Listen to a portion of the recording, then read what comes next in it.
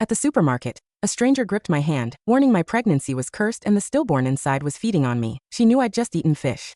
Horrified, I recalled the fish was from my sister-in-law Vanda, who's also my obstetrician. An ultrasound confirmed fetal demise.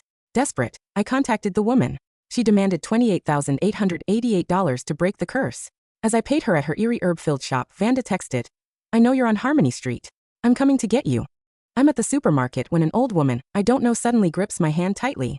I instinctively shielded my pregnant belly, but she exclaimed, "Someone's cursed your pregnancy with a swap spell, and the stillborn fetus inside you is about to start feeding off your body."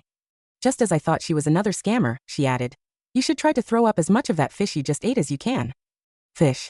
I blurted out, covering my mouth in shock that I had indeed eaten fish just moments ago, and my mind raced as I wondered how she could possibly know that.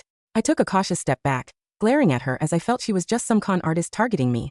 Before I could say anything, she placed her hand right on my stomach, ignoring my reaction. I tried to push her away, but somehow, I could not move. It was like I was frozen in place, forced to let her bony fingers search over my belly. "Oh my, what blasphemy! This is unbelievable," she exclaimed, jerking her hand back as though burned. Her face turned ashen as she muttered, "Whoever did this is truly vicious. Not only have they replaced your healthy baby with a stillborn, but they're also feeding it cursed insects." She continued gravely, "That dead fetus will keep feeding off your body, and when it's finally removed, it'll take your life along with it. This is nearly impossible to undo." Even though I did not understand half of what she was saying, every word made my skin crawl. My mind was buzzing, and I refused to believe my baby was stillborn. Just 2 days ago, I had a checkup at the hospital, and everything was perfectly fine. I grabbed her wrist in panic, my voice trembling. "What are you talking about? My baby is fine. You've got to be mistaken," I nearly shouted, desperate for an answer. The old woman shook her head, looking at me with urgent eyes. She asked, "Feel your belly yourself. Has this baby moved at all in the past few days?"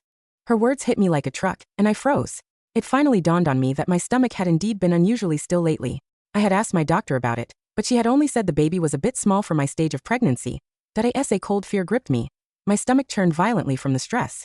Before I could stop her, the old woman suddenly shoved her fingers into my mouth, gagging me. She yelled, "Throw it up. Whatever you can now. You've got to stop this thing from feeding off you any further." My whole body jerked as I retched. I tried to push her away, but her grip was impossibly strong. Finally, I vomited onto the floor, gasping as I noticed streaks of blood and clumps of something black and unidentifiable in the mess. That I was horrified, but her next words sent a chill running down my spine. She explained grimly, "Whoever did this used a highly poisonous spell from Mandeville. They've been feeding the curse with their own blood. Once the time was right, you both ate it. That's when the swap happened. Your baby was replaced with theirs."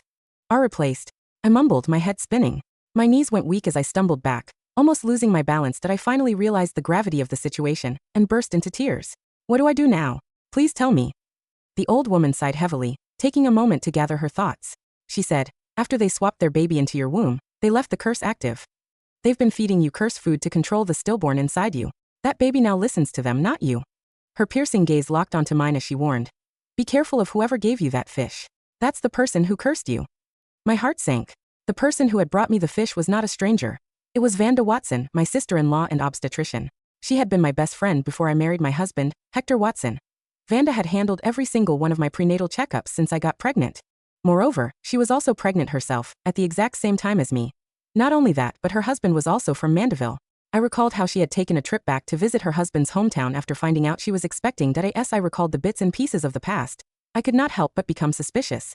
Was it really just a coincidence? My face turned pale, and I started dry heaving again.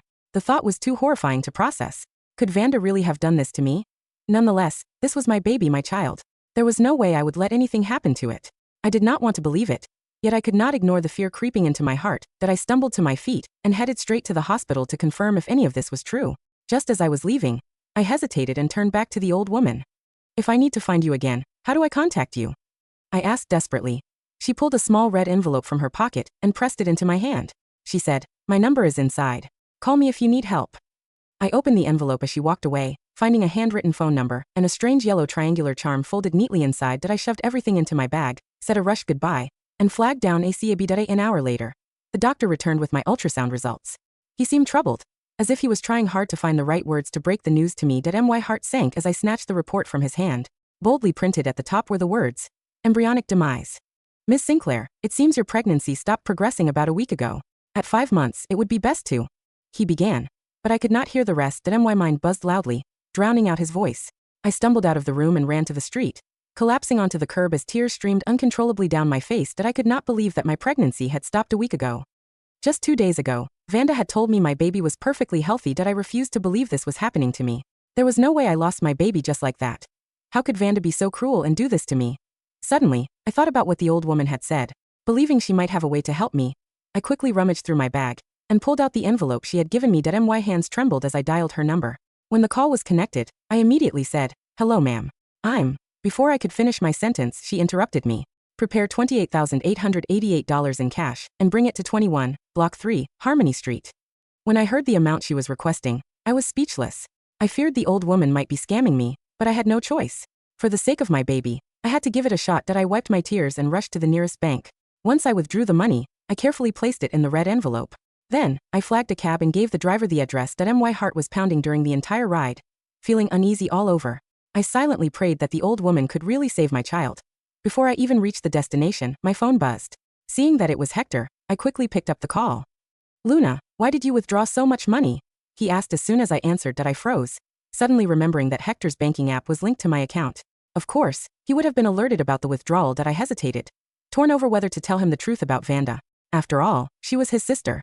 They had lost their parents at a very young age and had been inseparable since. Instead, I stammered, a friend needed to borrow money.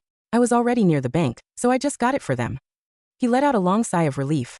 "All right, but where are you? Vanda said you've been gone for hours, and she's getting worried." Just hearing her name made my hands shake.